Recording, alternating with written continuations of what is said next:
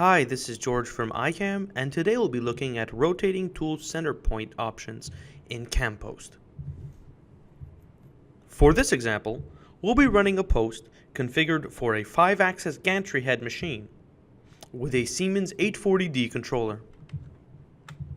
Let's get started. Let's see what our post output looks like now.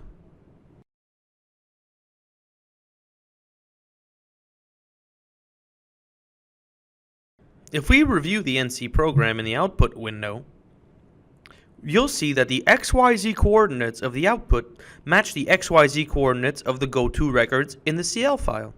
The A and C rotary values are calculated by the post based on vector information on each GoTo point. If we return to Quest and open Control Description, then Advanced 5D Machining, then the RTCP tab.